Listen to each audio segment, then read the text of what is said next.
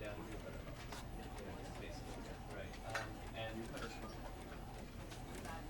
With that example you gave us, on the streets, does it work from like does it still work? Can you be doing this for you without going and the same thing, or does it have to be true? I, you know what? Even if you were going to be sarcastic and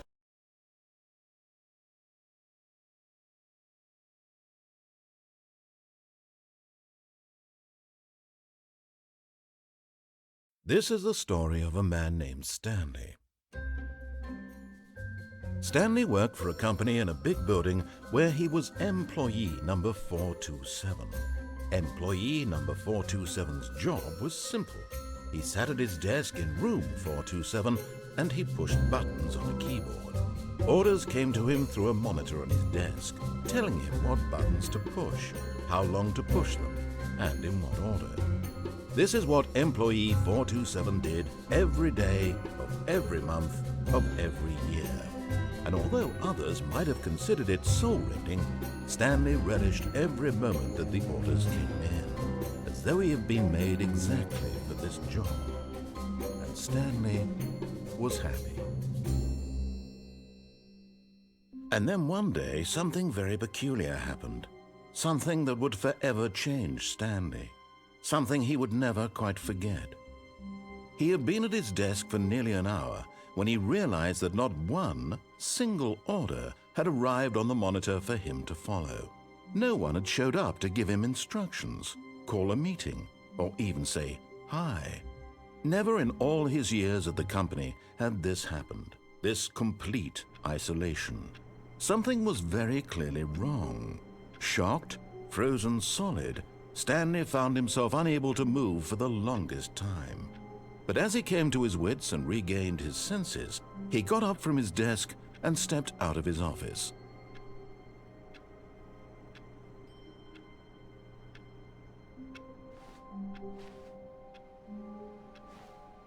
All of his co-workers were gone. What could it mean? Stanley decided to go to the meeting room. Perhaps he had simply missed a memo.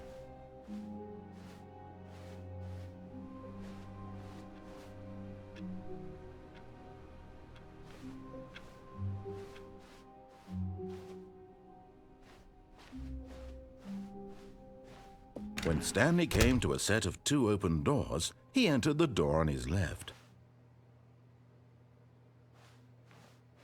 This was not the correct way to the meeting room, and Stanley knew it perfectly well. Perhaps he wanted to stop by the employee lounge first, just to admire it.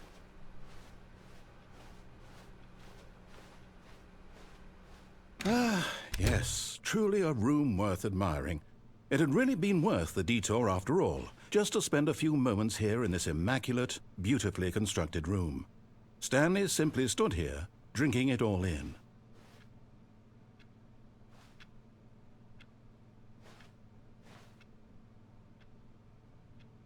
Yes, really, really worth it being here in the room. A room so utterly captivating that even though all your co-workers have mysteriously vanished, here you sit looking at these chairs and some paintings. But eager to get back to business, Stanley took the first open door on his left.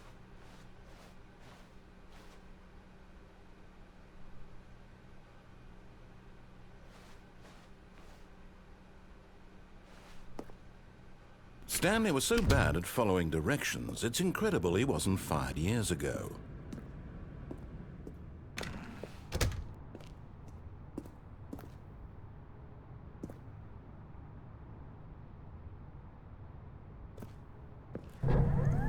Look, Stanley, I think perhaps we've gotten off on the wrong foot here. I'm not your enemy, really, I'm not.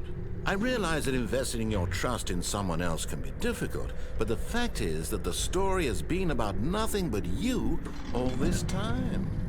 There's someone you've been neglecting, Stanley. Someone you've forgotten about. Please. What? Really? I was in the middle of something. Do you have zero consideration for others? Are you that convinced that I want something bad to happen to you? Why, I don't know how to convince you of this, but I really do want to help you, to show you something beautiful. Look, let me prove it. Let me prove that I'm on your side. Give me a chance. Now listen carefully, this is important. Stanley walked through the red door.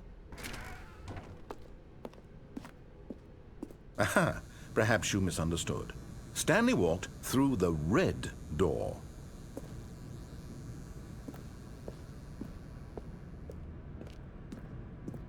I still don't think we're communicating properly. Stanley walked through the red door. All right, fine, go ahead, Stanley. You want to know so badly what's out there? You want to find out what lies at the end of this road you've chosen? Well, don't let me stop you.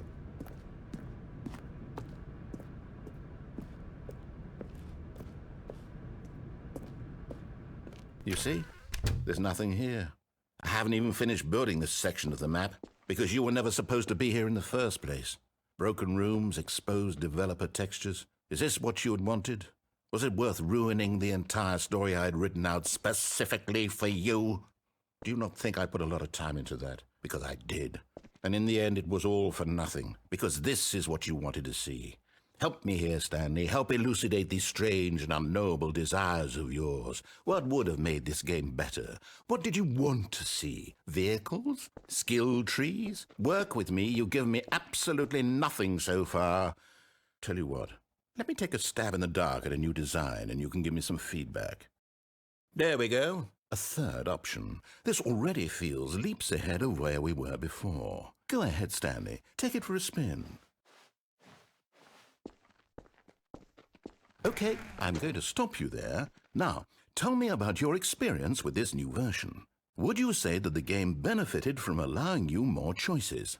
Feel free to be honest. I'm looking for some real critical feedback here. Okay, so we're getting somewhere. Clearly there's something here that speaks to you. If I can be honest here, I really don't have any idea where I'm going with this. This whole third door thing was just a stab in the dark.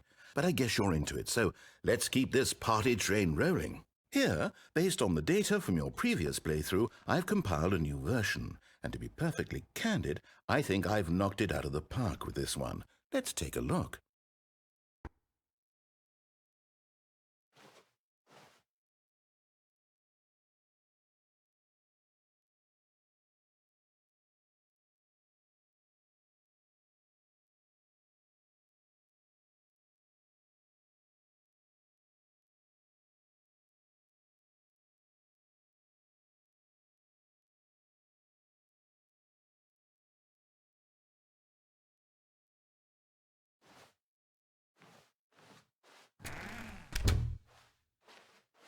Now, would you say that competitive leaderboard helped you feel motivated to keep walking through doors? Again, honest answers, please. Hey, I nearly forgot. I've got a prototype of a new game I've been working on, and now would be a lovely opportunity to give it some playtesting. You wouldn't mind taking a look at it, would you? Perfect. Let me boot it up. In this game, the baby crawls left towards danger. You click the button to move him back to the right, and if he reaches the fire, you fail. It's a very meaningful game, all about the desperation and tedium of endlessly confronting the demands of family life. I think the art world will really take notice. But of course, the message of the game only becomes clear once you've been playing it for about 4 hours. So why don't you give it 4 hours of play to make sure it's effective? Be sure to keep notes on your experience.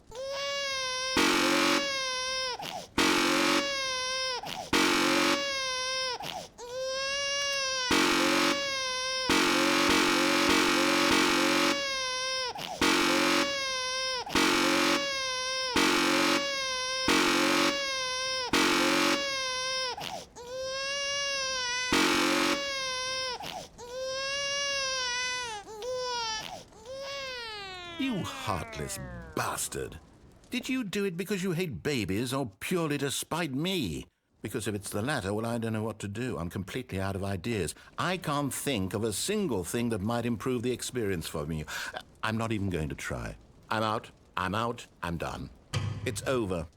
Thank you for playing. Your input was extremely valuable. Oh, hey, since my game was so awful, why don't we play someone else's game, just to ease the pain? Let's see. What do we have here? Yes, this seems like it'll work. Let's give it a shot.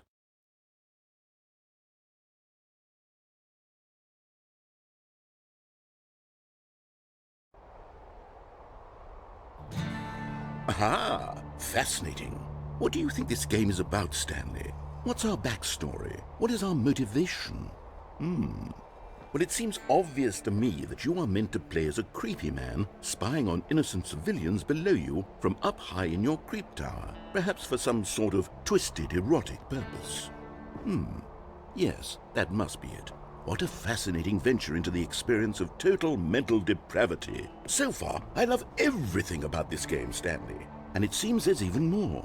Come, let's venture outward and see what else is out there.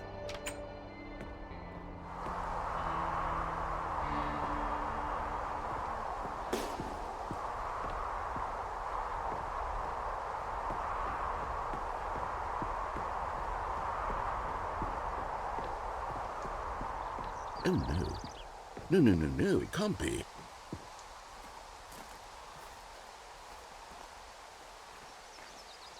It is. It's an open world game. Good God, quickly block it off. Oh, thank goodness, Stanley. What a close call. You nearly wandered off into that thing. That big, open, just wandering around. No right or wrong directions. No path to follow. You can just go in any... Oh, thank heavens we avoided it. We're out of the woods now, Stanley. Okay, I'm going to get us out of here. Let's find another game. Preferably something with walls. Something with nice, big, insurmountable walls. Okay, I think this will be just the thing.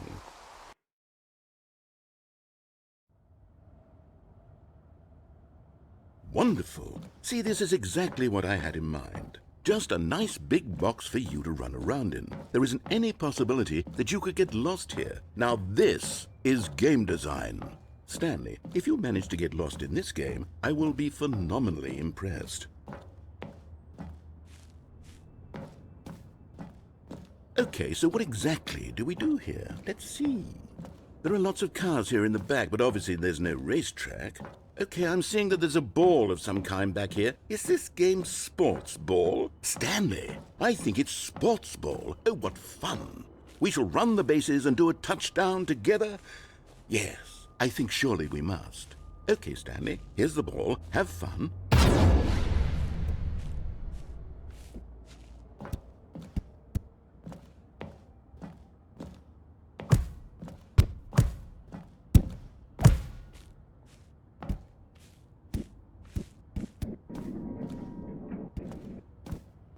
Are you doing it? Are you winning? Is this fun?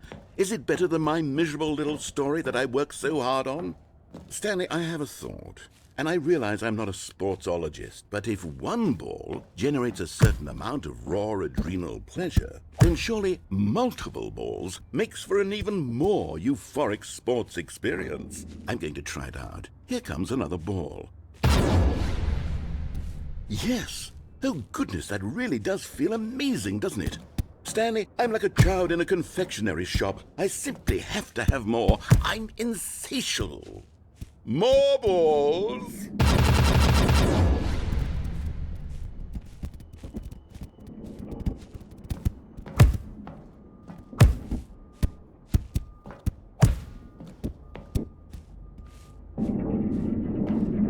Are you enjoying this, Stanley?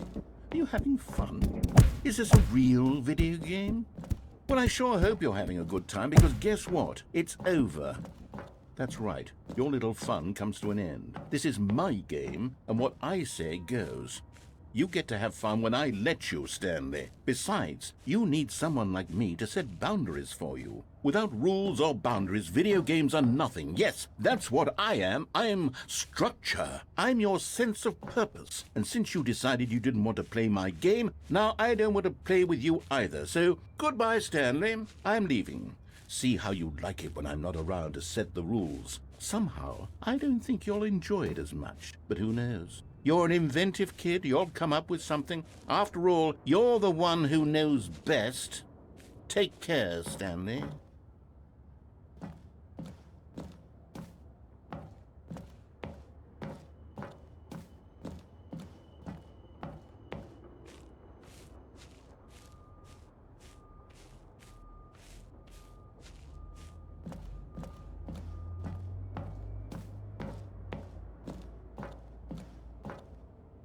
Hold on. What are you doing?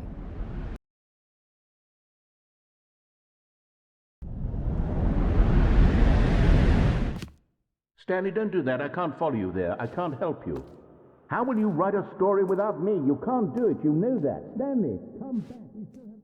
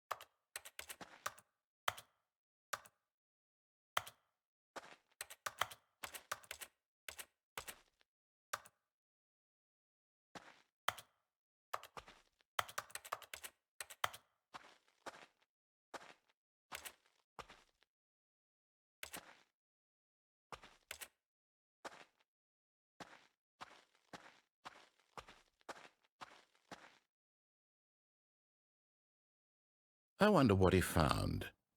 If what he wanted was to be the leading man in his own story, well, perhaps he's gotten it, down in wherever he is right now. I wonder if he's happy with his choice, and if he's learned the heavy cost that comes with it. He'll understand soon what I was trying to tell him. He needs me. Someone who will wrap everything up at the end, to make sense out of the chaos and the fear and the confusion. That's who I am. That is what I mean to this world. Oh, yes. Yes, I'll be back. There's no other way. Once this ends, after it all comes to a close, then I'll be back. The end will be here soon. Very soon. I can wait.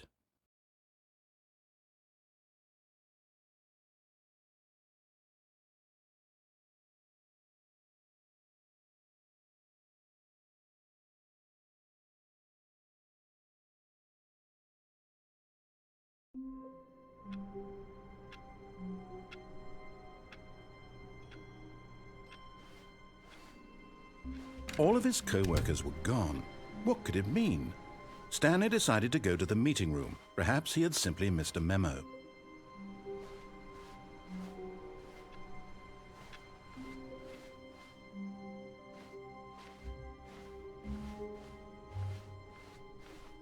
When Stanley came to a set of 2 open doors, he entered the door on his left.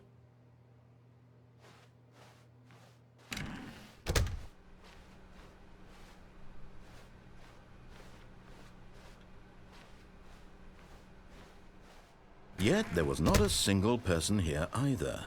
Feeling a wave of disbelief, Stanley decided to go up to his boss's office, hoping he might find an answer there.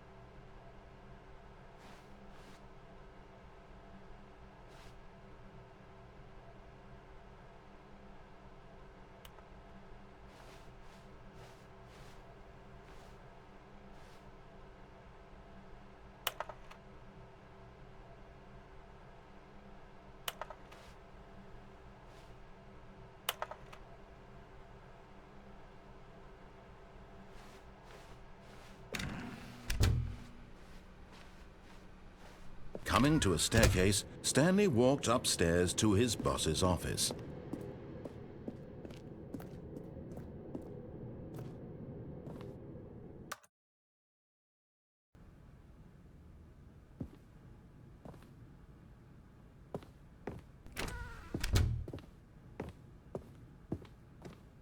Stepping into his manager's office, Stanley was once again stunned to discover not an indication of any human life. Shocked, unraveled, Stanley wondered in disbelief who orchestrated this. What dark secret was being held from him? What he could not have known was that the keypad behind the boss's desk guarded the terrible truth that his boss had been keeping from him. And so the boss had assigned it an extra secret PIN number, 2845. But of course, Stanley couldn't possibly have known this.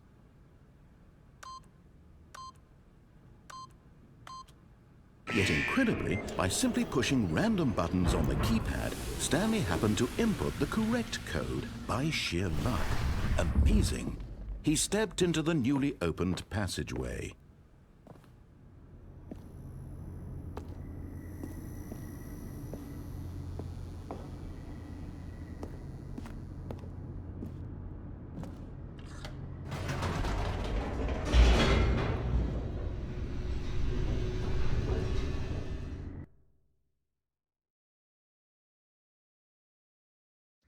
Descending deeper into the building, Stanley realized he felt a bit peculiar. It was a stirring of emotion in his chest, as though he felt more free to think for himself, to question the nature of his job. Why did he feel this now, when for years it had never occurred to him? This question would not go unanswered for long.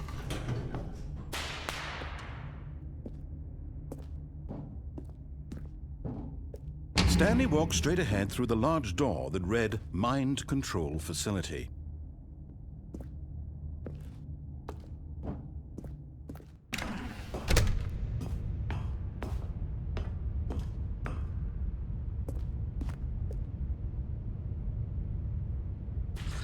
The lights rose on an enormous room packed with television screens. What horrible secret did this place hold? Stanley thought to himself. Did he have the strength to find out?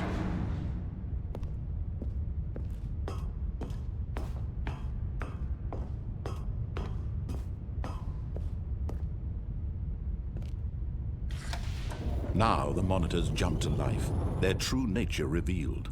Each bore the number of an employee in the building, Stanley's co-workers.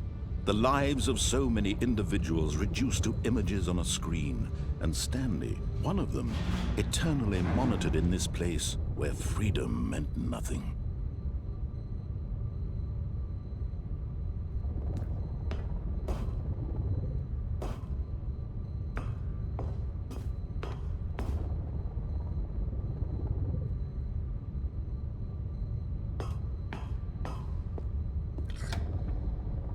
This mind control facility, it was too horrible to believe. It couldn't be true. Had Stanley really been under someone's control all this time? Was this the only reason he was happy with his boring job? That his emotions had been manipulated to accept it blindly? No, he refused to believe it. He couldn't accept it. His own life in someone else's control? Never! It was unthinkable. Wasn't it? Was it even possible? Had he truly spent his entire life utterly blind to the world? But here was the proof. The heart of the operation. Controls labeled with emotions. Happy, or sad, or content. Walking, eating, working. All of it monitored and commanded from this very place. And as the cold reality of his past began to sink in, Stanley decided that this machinery would never again exert its terrible power over another human life. For he would dismantle the controls once and for all.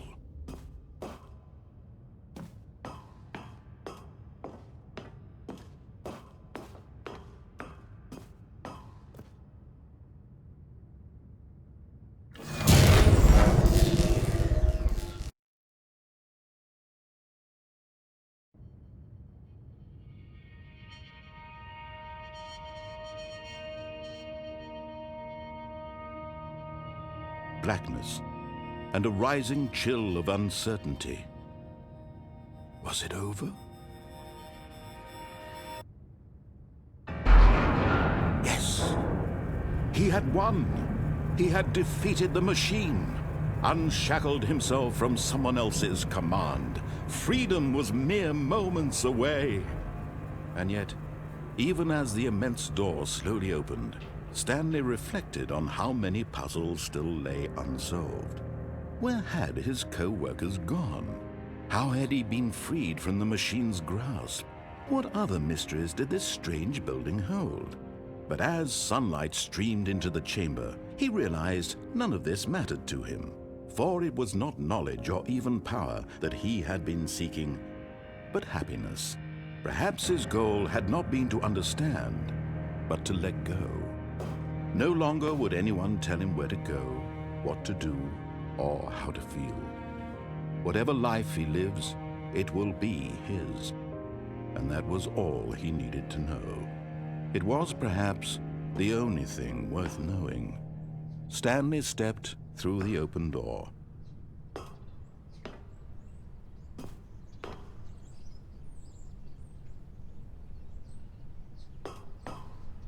Stanley felt the cool breeze upon his skin, the feeling of liberation, the immense possibility of the new path before him. This was exactly the way, right now, that things were meant to happen.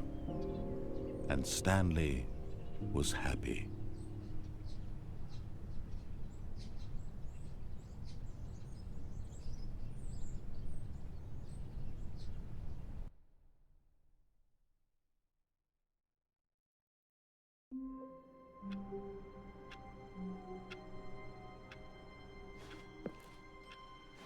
All of his co-workers were gone.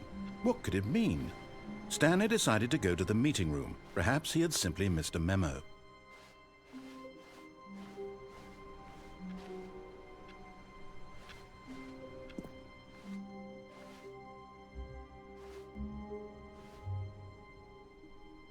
Oh, new content? What does that mean, new content?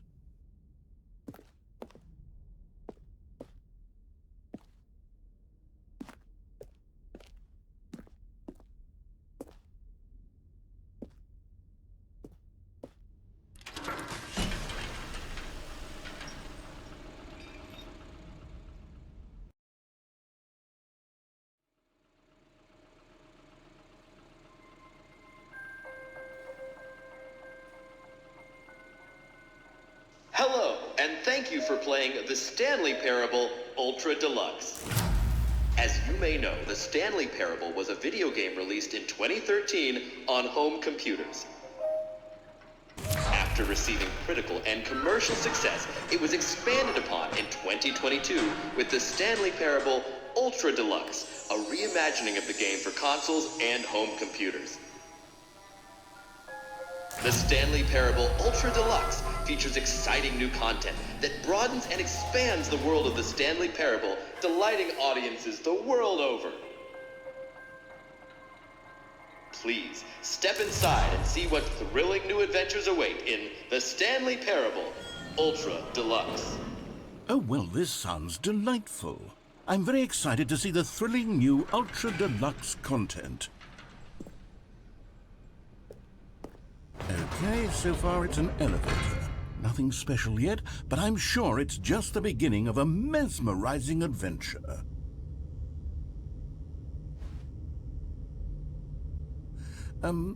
Is it broken? What's going on here? Should we be moving somewhere or... Oh, there we go.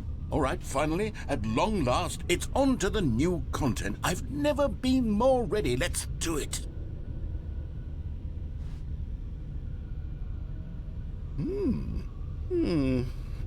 I have to say, initial impressions of Stanley Parable Ultra Deluxe, mostly tedious. It's as if Oh, okay. Let's see the content. Give me the content, Stanley. All right, let's see. It's the jump circle.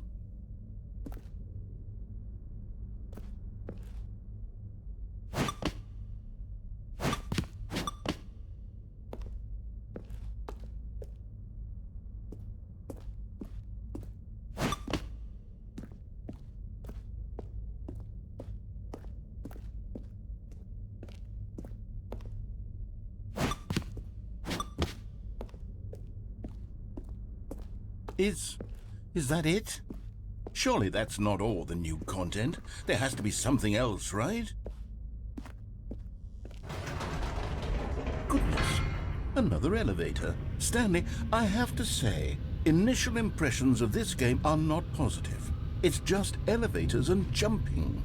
Is this what passes for exciting new content? If this is new content, then I could just read you the whole dictionary. There's 20 hours of new content right there. Hell, I could count to 30 trillion. You could put that on the box. The Stanley Parable Ultra Deluxe, now with over 1,000 hours of new content. And oh, wait. There's more. Very good. Yes. I knew there had to be something else. Let's see it. I'm ready for whatever it is.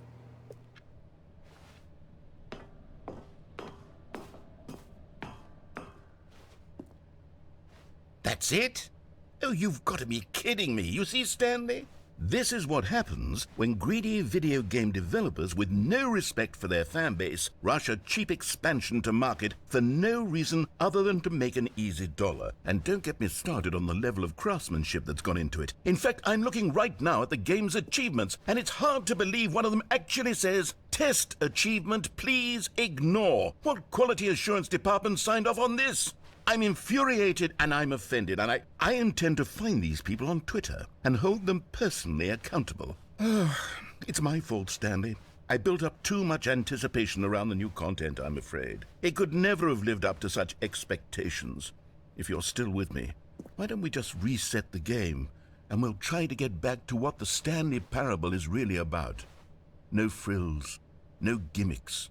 Just you and me having a great time together like always. What do you say, friend?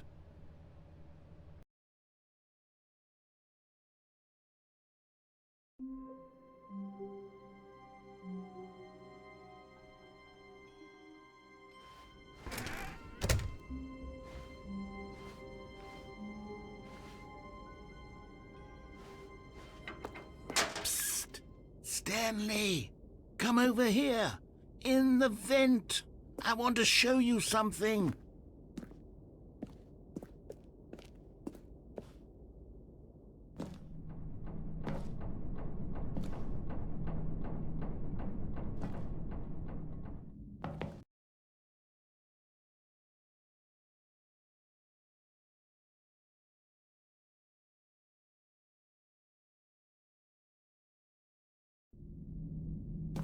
Okay, you remember how cheap and unsatisfying the new Ultra Deluxe content turned out to be? Well, it got me thinking about the past, and how much better the Stanley Parable used to be. So I made something special and tucked it away here where the game's developers won't find it. Just our little secret. Take a look.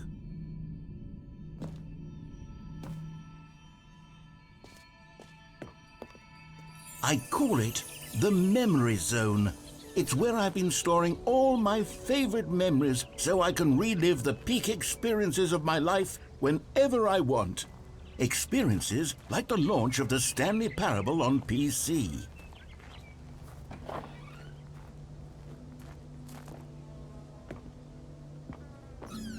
You see, Stanley, doesn't the Memory Zone remind you of how wonderful Stanley Parable was before it was sullied with a cheap re-release? Remember back in October of 2013, when the game originally launched? Back then, video games had integrity. Back then, it all meant something. Oh, the waste.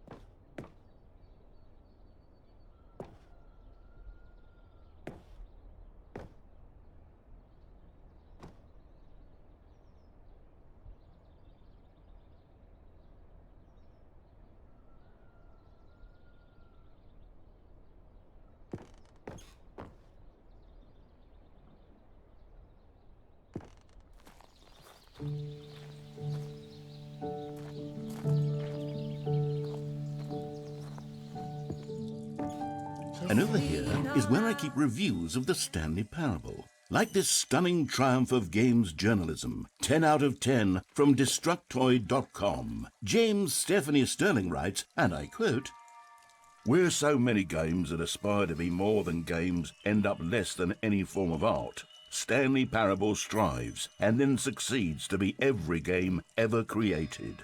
Did you hear that, Stanley? Every game ever created. That's how grand and all-encompassing the original Stanley Parable was. It was literally every game ever created. It was Skyrim, it was Persona 3, it was all of them, and now it's nothing. It's no games at all. It isn't even the Stanley Parable anymore. It's just a husk now, a lifeless husk with an hour of new elevator content.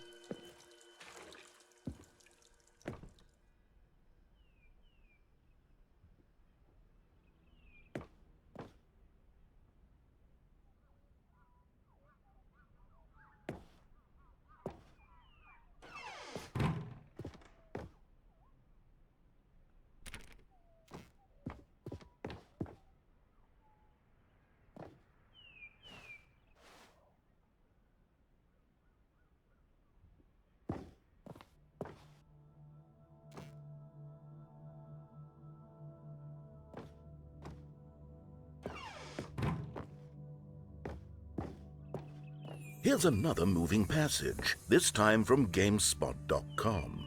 The Stanley Parable is both a richly stimulating commentary on the nature of choice in games and one that offers some of the most enjoyable, surprising, and rewarding choices I've ever been confronted with in a game. 9 out of 10. Don't you get it, Stanley? The game was perfect. It didn't need anything else. It didn't need new content. It just needed to be left alone, to spend the rest of time collecting dust in the hallowed hall of beloved video game memories.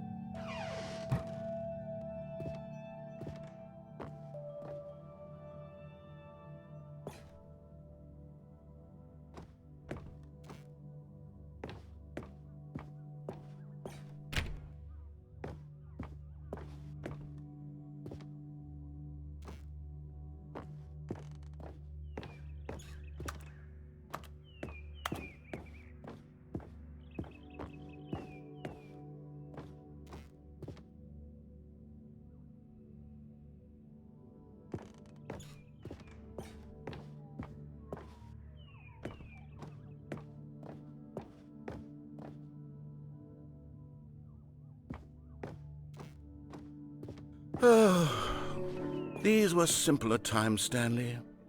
But I wouldn't give to go back, to have it all over again. Wait, hang on. I don't recall this part of the memory zone before. What's this? What's down here? Oh no. Oh God, no. Stanley, it's a collection of reviews from Steam, the online video game distributor. I haven't looked at these in years. I can't even imagine what's been collecting down here. Surely these reviews were glowing as well, weren't they?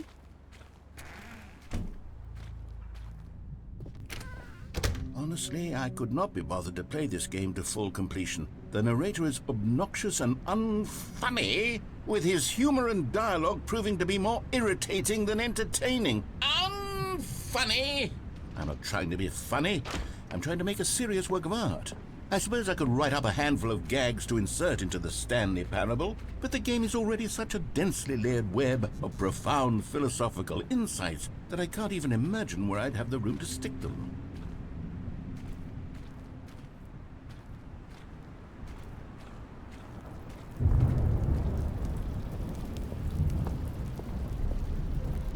Okay, let's see what this one says.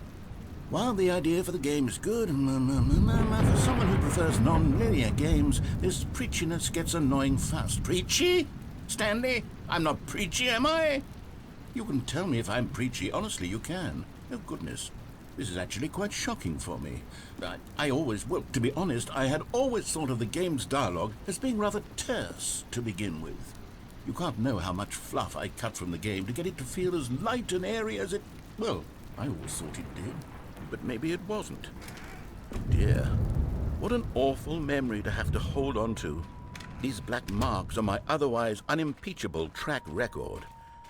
I feel like a failure. Like I let these people down.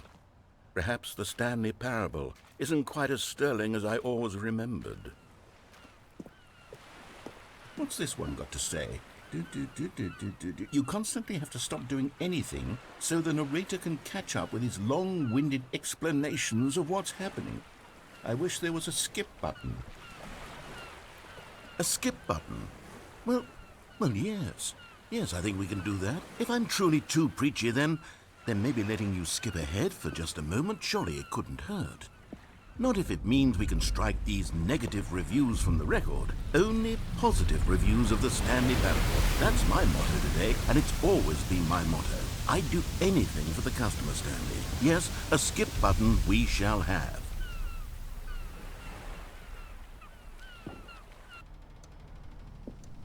And here it is. Go ahead and give it a shot. I'll pop you forward in time so that the second my incessant droning starts to bore you, with just the push of a button, you'll have zipped right past it. It's what the players have been asking for, and I'm very proud to have delivered. No more listening to me rambling on and on and on. No. The Stanley Parable is a game for the people, and if the people want silence, then by goodness, that's what they're going to get. Well, don't sit around waiting for me to shut up. Go ahead and make me shut up. Here, we'll pretend that I've just begun an interminable monologue, and it goes something like this.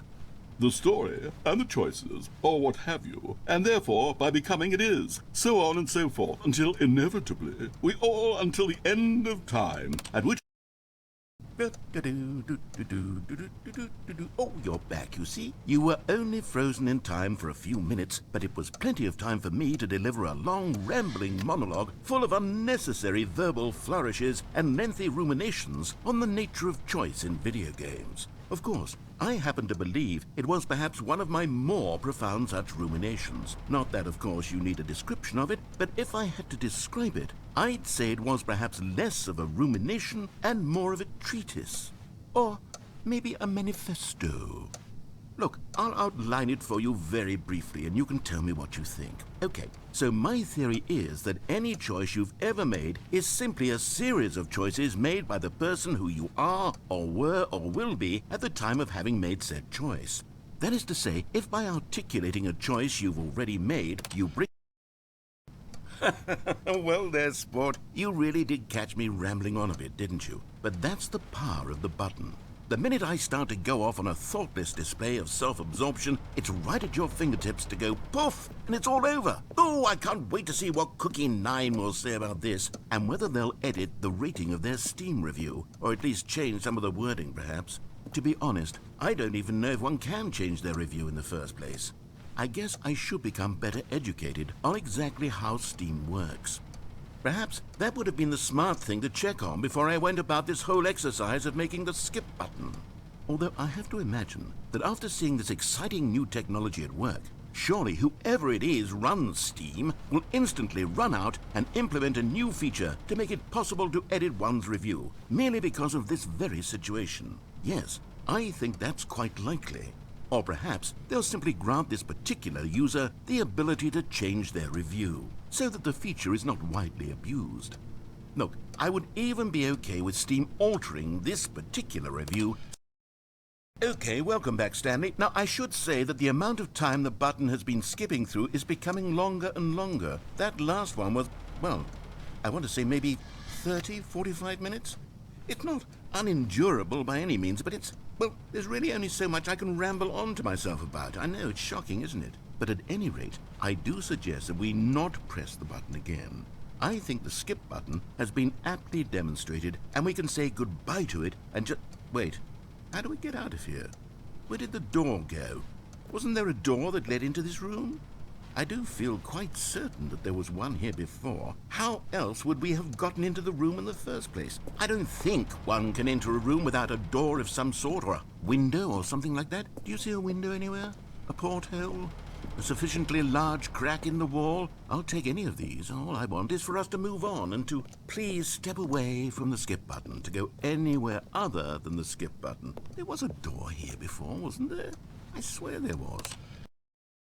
Stanley! Stanley, please don't push the button again. It's been 12 hours.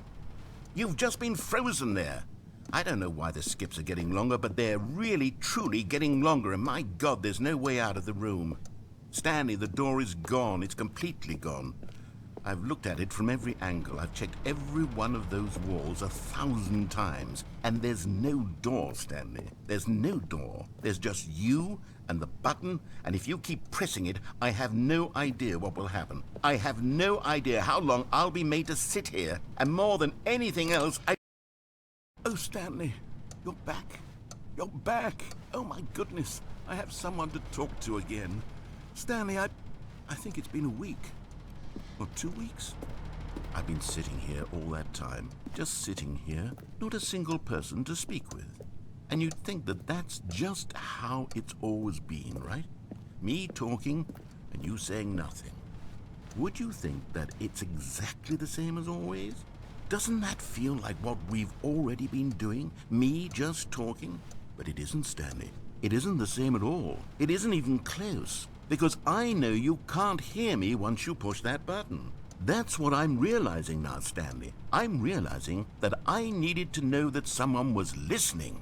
I needed there to be a vessel through which my words were moving. It was the vessel I needed, Stanley. Not the outcomes, not the story. None of that matters anymore. I'll give it all up. I'll give up every branching path. I'll burn my story to the ground. One single thing I need, and God, I can see now that I need it more than anything, is to know that someone else is taking it in. These words that I'm saying, I need to know you can hear me. Because maybe, Stanley, maybe, if you can hear me, then maybe it means I'm real. Maybe I'm not just a fiction. Was I scared of that all along? Perhaps, yes. Perhaps I've been scared this whole time, that if I stop speaking, I'll slip backwards into the silence and be consumed by it. Oh, hello, it's you. You're here again. Welcome. I have had time to think about you and about us and about everything we've been through. I've had so much time, I stopped keeping track after a year. Have you ever sat down in one place and not moved for one entire year? Let me describe it for you. To begin with, there is only regret. There is only the turning wheel of missed opportunities. I felt nothing at all but regret for the longest time, Stanley. Days, months. I lost it all in a blur of the deepest longing to undo the past. And when that feeling had begun to subside,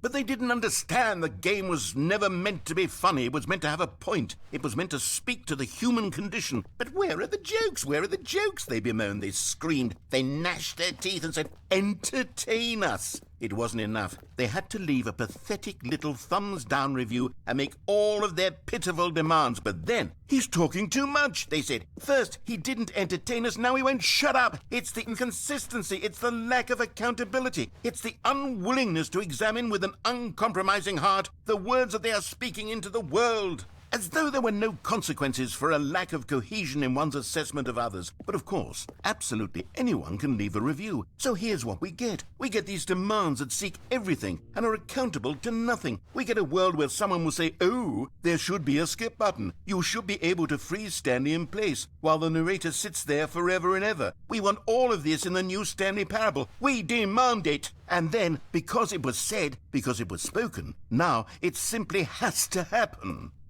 The most immediate desires, every single thing demanded by every person at every moment in time. If someone wants it, then it's a crime not to bring it into being. Have we been given to indulging every fleeting whim for no reason other than to do so? Yes! Yes! It seems that this is now the world we live in. It seems that we are a people living in such bleakness and discomfort with ourselves that our entertainment is now our lives. It has come to represent us. It absolutely must speak to who we are as people, because otherwise, without our entertainment, we have nothing. Without entertainment, we would have to face inward toward the cruel bleakness inside ourselves. We would turn to look at our deeper nature and find a resounding emptiness gazing back with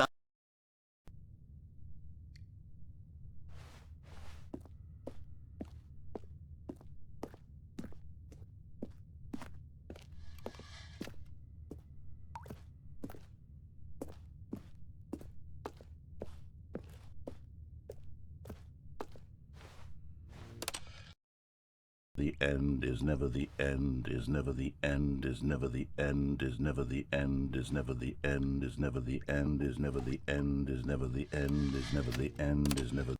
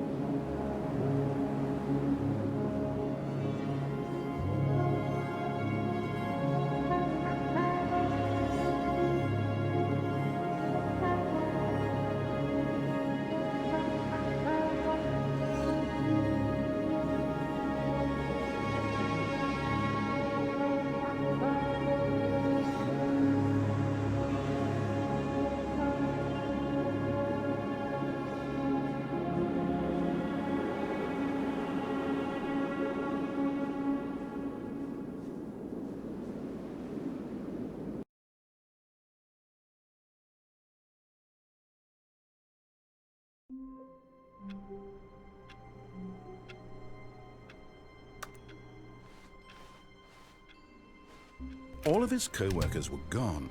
What could it mean? Stanley decided to go to the meeting room. Perhaps he had simply missed a memo.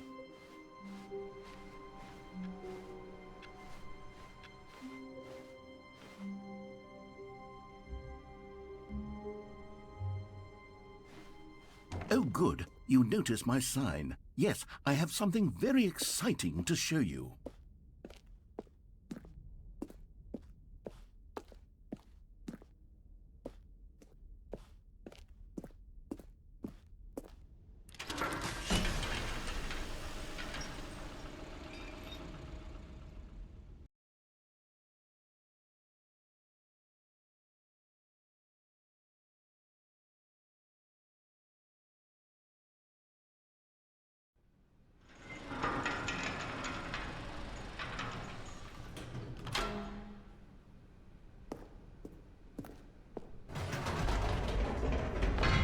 You see, Stanley, I've been reflecting on the Stanley Parable and about how roundly disappointing this ultra deluxe version has turned out to be.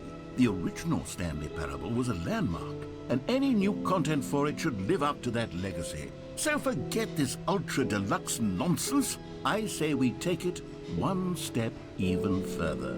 Which is why I'm very proud to announce for the first time ever, the Stanley Parable 2.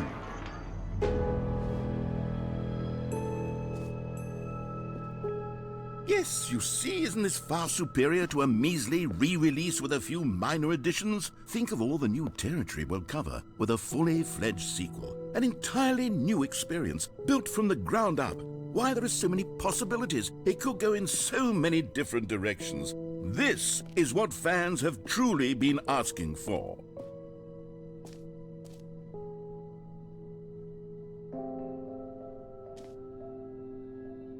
Calling it the Stanley Parable 2 is just so much catchier than Ultra Deluxe, don't you think? Ultra Deluxe? What does it even mean? But the Stanley Parable 2, now that's an artistic statement right there.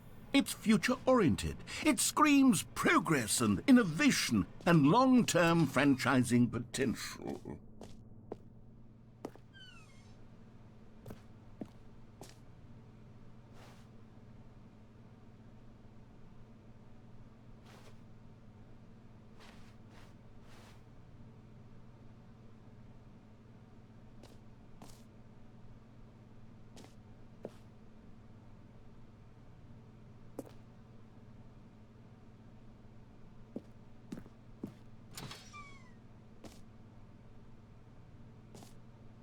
Now, to be clear, I haven't quite nailed down what exactly the Stanley Parable 2 is going to be, but let's take a look at some of the features I've been developing for it. I figure that if I can loosely organize a handful of interesting concepts, that surely the game will sort of naturally spring up around them. It'll all work itself out. Game development is much more of a fuzzy magic than anything scientific or logical, really.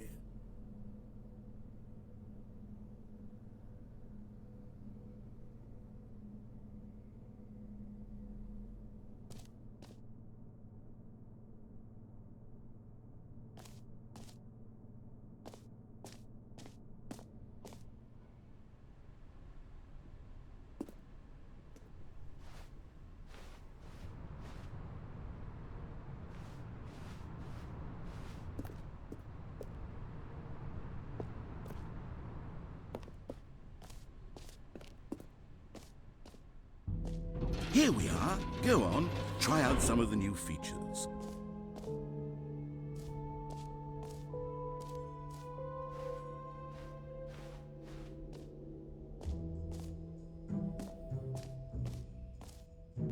For the Stanley Parable 2, I asked myself, what do players really want?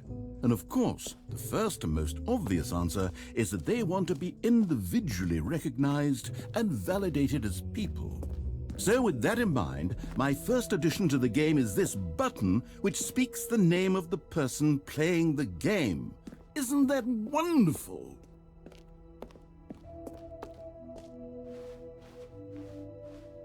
Jim. Sorry, I should have clarified. Right now, the button only says the name Jim. But of course, in the final game, this button will say your name, whatever name that is. Here, let's have you role-play as Jim to really simulate the full experience of this feature. Just play along. I promise you'll love it. Okay, here we go. Let's take a deep breath, clear your mind, forget whoever you are, and simply become a person named Jim. I want you to imagine yourself living as Jim, sleeping and waking as Jim, falling in love and being heartbroken as Jim, seizing all of the world's possibilities as Jim, and as Jim watching your dreams crumble into dust. Jim. Whoa, hold on. I wasn't finished setting up the backstory. If you don't properly roleplay as Jim, then you'll never understand the impact of this button. Otherwise, it's just a stupid button that says somebody else's name. Okay, we're doing it again, and this time let me finish first.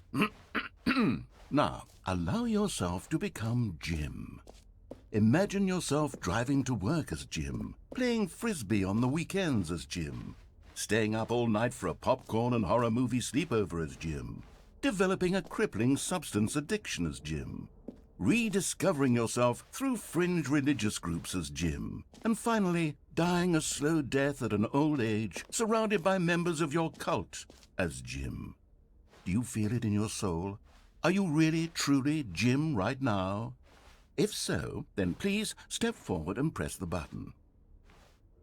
Jim. Yes! You see? What a thrill! What a rush! That was you! The button described you. Do it again, do it again.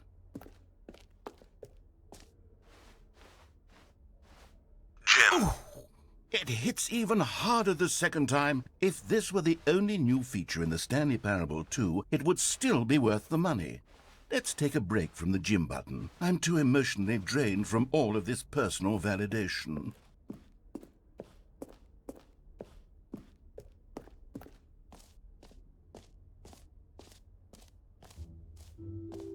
I suppose I could allow only people named Jim to play the Stanley Parable 2. That would actually save me the work of finishing this feature.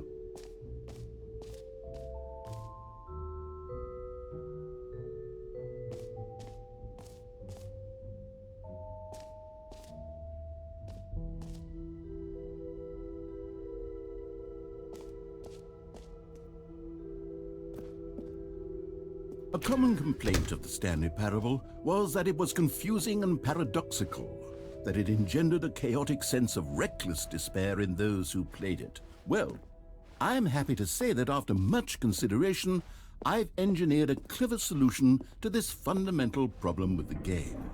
It's the Stanley Parable Reassurance Bucket. You see, Stanley, anytime you're holding the bucket, a sense of calm and ease will fill your mind and your heart. It's true. As long as you hold on to the bucket, the many disorienting contradictions of the Stanley Parable will feel perfectly normal and perhaps even comforting. You may even come to long for the gentle embrace of jarring cognitive dissonance while the bucket is in your arms. And to be honest, it's a much more convenient solution for me than actually redesigning the game to be less uncomfortable. Can you imagine what a pain in the ass that would be? Yes, the bucket is the perfect solution. Come on, give it a try.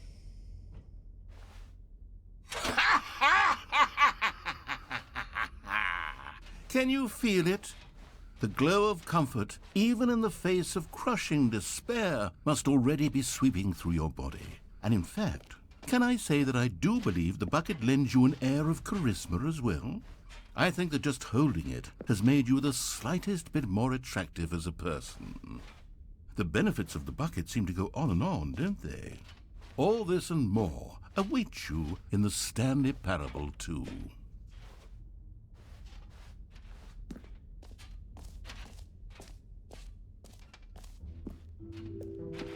Does anyone give out awards for most enjoyable bucket in a video game? That really should be an award if it isn't already.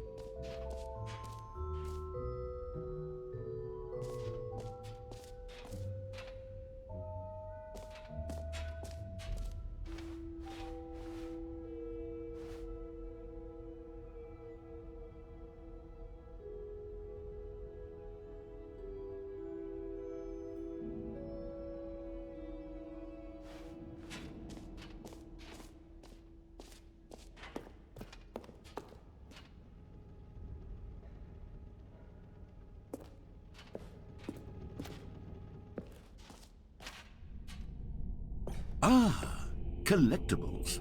Now it's a real video game. In the Stanley Parable 2, you'll run around gathering up these miniature Stanley figurines. And what's truly innovative is that there will be no reward for collecting all of them. I don't want to stifle the intrinsic joy of watching a number go up. You simply collect all of them, and then you move the hell on with your unremarkable life.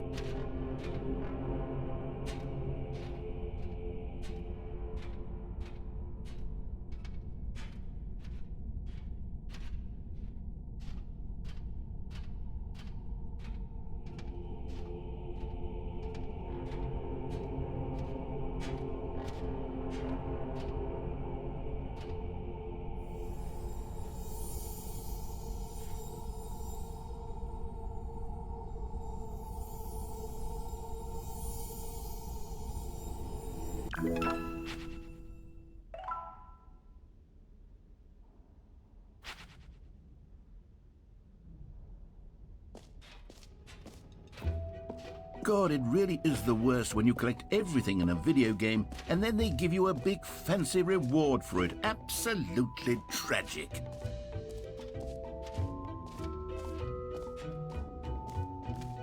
You know what, Stanley? I actually think the jump circle was a pretty good idea. I'd like to hang on to that for the sequel.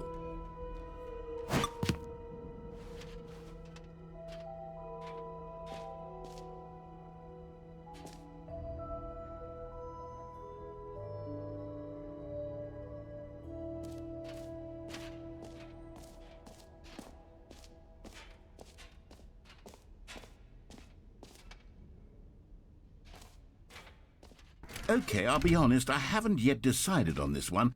I think that in the new version, the office could use a bit of decoration, like balloons. But I'm undecided on Get Well Someday and Happy 12th Birthday. Which would you go with? You know, sometimes when you solicit another person's opinion, it makes you realize that you knew which one you actually really wanted all along. Happy 12th birthday, step-niece, it is.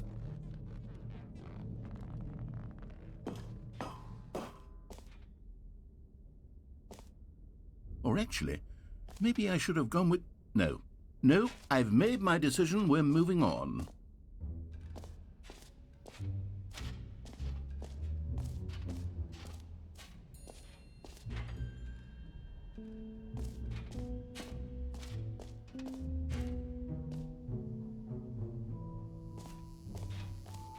Now here's something special. You remember that broken test achievement that got left in the game on accident? Well, I'm developing a technology to simply give you the achievement.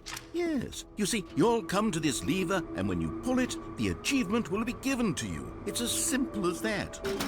Okay, perhaps I should have clarified. This is technology that will exist. Right now, the achievement is still fully broken. I'm not a wizard, Stanley, but I guarantee it will be fixed in the sequel to at last satisfy the hordes of ravenous fans all over the world who have been uproariously demanding this feature. Gamers, we hear you, and I promise it will happen.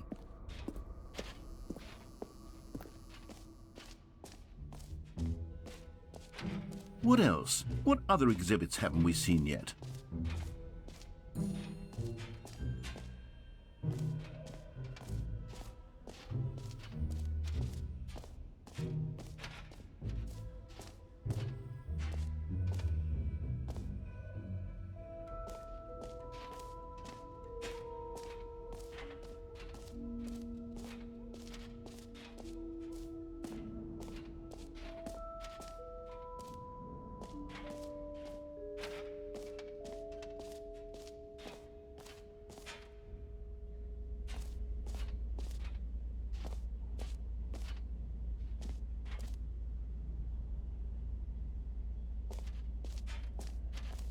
Stanley, here's an idea that I'm truly fond of. It's never been done before in a video game. This is, in fact, a hole that you can fall down forever. That's right. Infinite falling. You can fall until the end of time, if you like. A stunning leap forward for video games as a medium.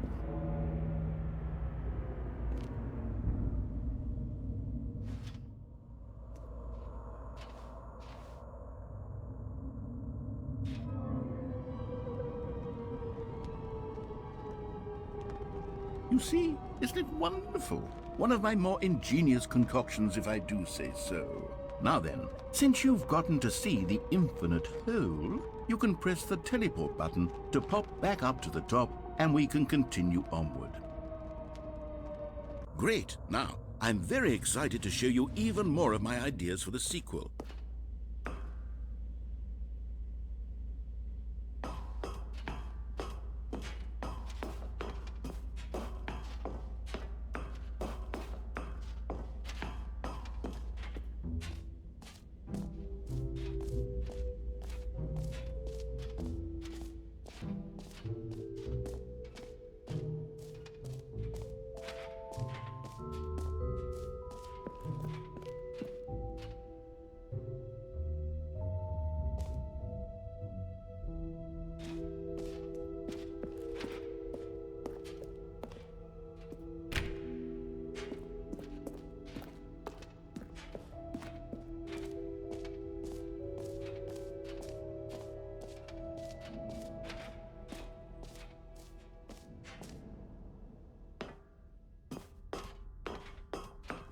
An epilogue would be fun, wouldn't it, Stanley? Yes, it will go at the end of the, well, we'll figure that out later.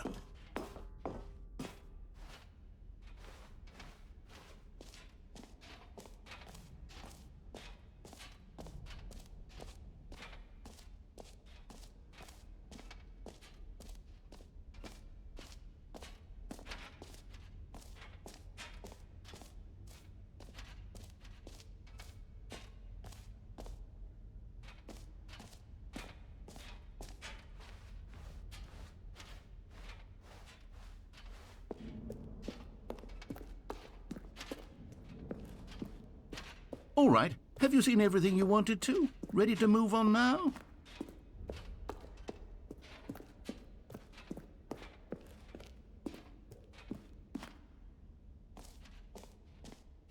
So, Stanley, what do you think?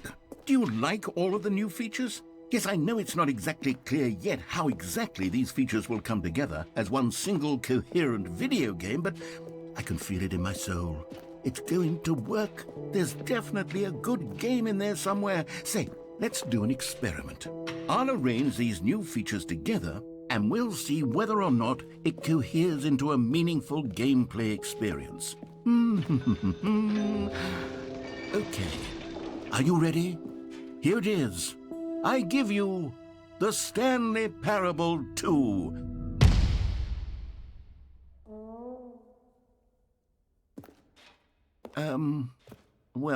I mean, there's potential here, right? It's sort of... Okay, never mind. Hold on, let me do a different arrangement. Okay, yes, this is much better. I feel good about this. Here we go. Version 2. Who am I kidding, Stanley? This isn't a coherent video game at all. It's a lot of gags. And I do very much enjoy creating gags, but they don't add up to anything. I wanted more than anything to create a sequel that would capture all the magic of the first game. I wanted fans to love it. No matter how good these gags are, they won't stand on their own. They would need the structure and the gameplay of the original. Wait, maybe that's it. I can take the original Stanley Parable and simply, well, insert a few of my new features into it. Tastefully, of course. With respect. With care for the vision and integrity of the original game. Would it possibly work? I suppose it could. But it would need a really, really tremendous title screen. A title screen that says with bold and uncompromising conviction, "This is the Stanley Parable 2. Let me see if I can whip something up. All right, perfect. Go ahead. Take a look.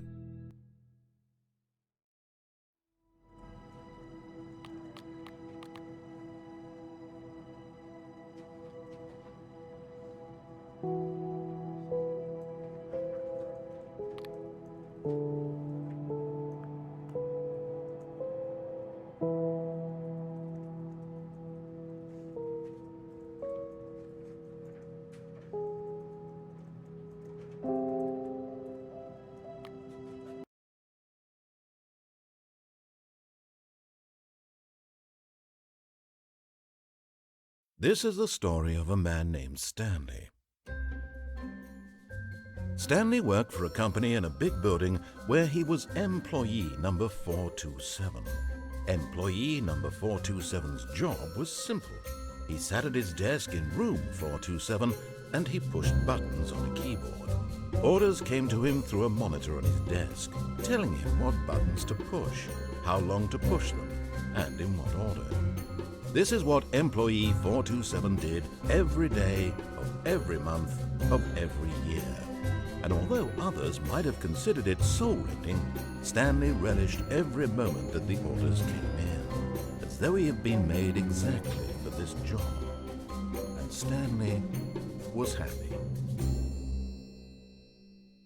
And then one day, something very peculiar happened. Something that would forever change Stanley. Something he would never quite forget. He had been at his desk for nearly an hour when he realized that not one single order had arrived on the monitor for him to follow. No one had showed up to give him instructions, call a meeting, or even say hi. Never in all his years at the company had this happened, this complete isolation. Something was very clearly wrong. Shocked, frozen solid, Stanley found himself unable to move for the longest time. But as he came to his wits and regained his senses, he got up from his desk and stepped out of his office. All of his co-workers were gone. What could it mean? Stanley decided to go to the meeting room. Perhaps he had simply missed a memo.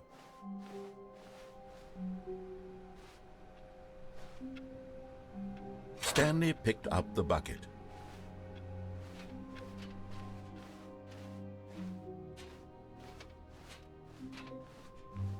Stanley clutched the bucket tightly to his chest and entered the door on his left.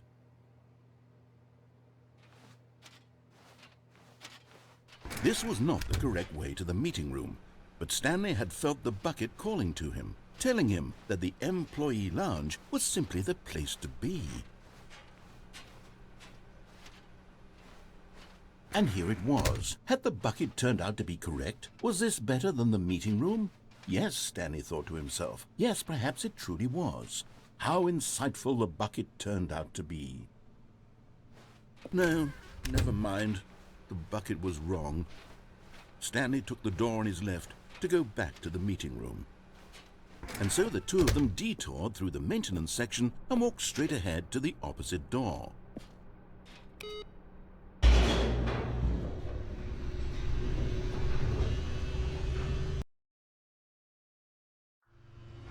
Oh, good Stanley, I'm glad you found your way here. I knew you'd find this place eventually.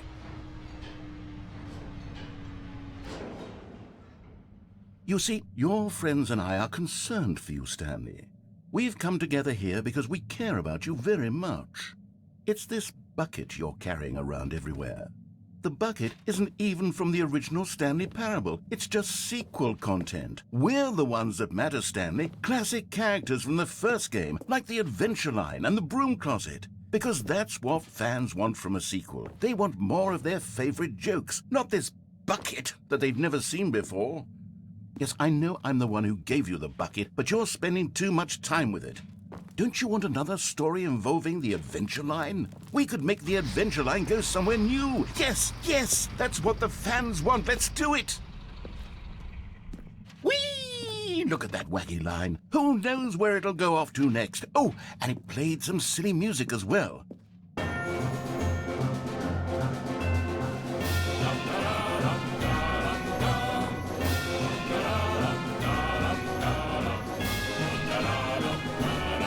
Now this is what the Stanley Parable is all about. Don't you remember all those great jokes from the original dialogue? Also, Stanley is addicted to drugs and hookers. Yes, it's as classic now as it was back then. Let's do it for the fans, Stanley. Let's give them more content exactly like this. But if we want to do that, you're going to have to give something up. Don't you get it, Stanley? We need to get rid of the bucket.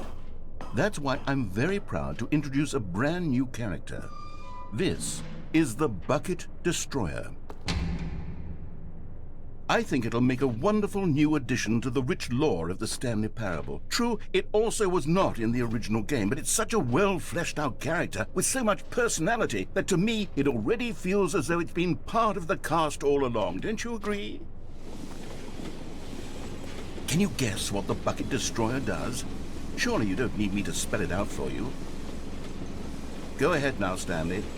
Say goodbye to the bucket, and then pop it into the machine when you're ready.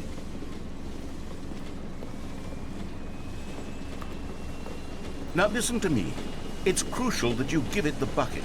I don't know what the Bucket Destroyer will do if it can't destroy your bucket. Destroying buckets is all it knows. That is its singular personality trait. Sure, I can hear you saying, how does a character with only one personality trait deserve to join the pantheon of beloved Stanley Parable characters? Well, you see, if you were to really explore the Bucket Destroyer, you would see that its desire to crush buckets is so densely loaded with complexity and nuance that it's really like 10 personality traits. What other object in this game can you even say that about? The broom closet? Certainly not. I wonder what sort of Bucket Destroyer merchandise the fans will be clamoring for after this. Okay, the Bucket Destroyer is getting very upset now. You'll have to hurry and feed it. We can't get back to the classic Stanley Parable characters like the Adventure Line or the Bucket Destroyer until you crush that damn bucket. Quickly now, the fans are waiting. Do it, the fans, Stanley. Give the fans what they want. Hurry and...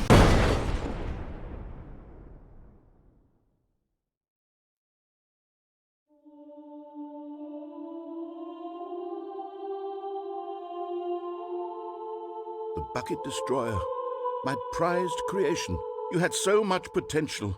We were going to do such marvelous things with you, tell such spellbinding stories about you. All of it squandered now. Goodbye, new friend. For the moment in time that you were here, you were magnificent.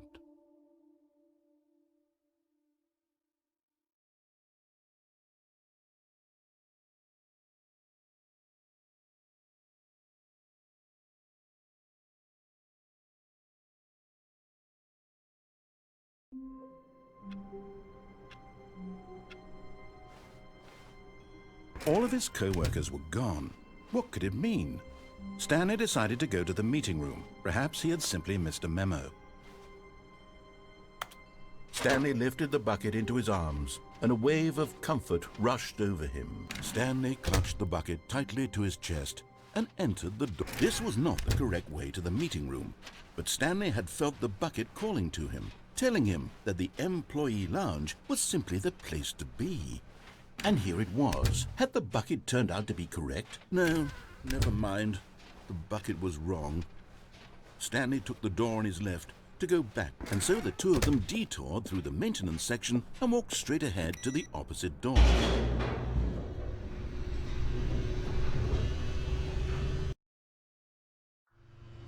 Oh, good, Stanley. I'm glad you found your way here. I knew you'd find this place eventually. You see, your friends and I are concerned for you, Stanley. We've come together here because we care about you very much. It's this bucket you're carrying around everywhere. The bucket isn't even from the original Stanley Parable. It's just sequel content. We're the ones that matter, Stanley. Classic characters from the first game, like the Adventure Line and the Broom Closet. Because that's what fans want from a sequel. They want more of their favorite jokes, not this bucket that they've never seen before.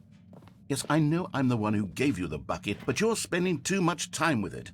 Don't you want another story involving the Adventure Line? We could make the Adventure Line go somewhere new. Yes, yes, that's what the fans want. Let's do... Whee! Look at that wacky line. Who knows where it'll go off to next? Oh, and it played some silly music as well.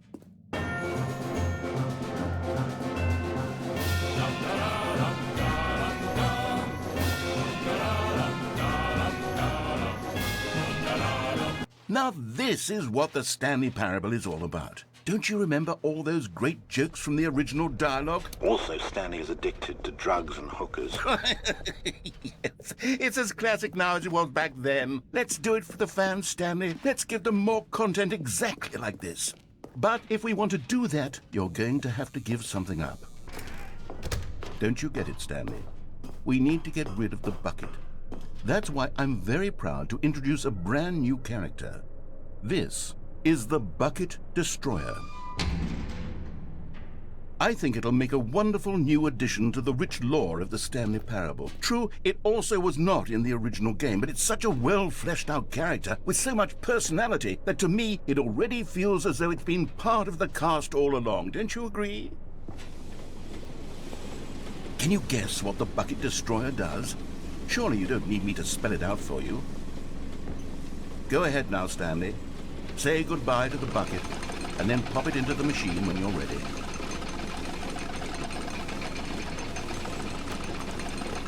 Now listen to me. It's crucial that you give it the bucket. I don't know what the Bucket Destroyer will do if it can't destroy your bucket. Destroying buckets is all it knows. That is its singular personality trait. Sure, I can hear you saying, how does a character with only one personality trait deserve to join the pantheon of beloved Stanley Parable characters? Well, you see, if you were to really explore the Bucket Destroyer, you would see that its desire to crush buckets is so densely loaded with complexity and nuance that it's really like 10 personality traits. What other object in this game can you even say that about? The broom?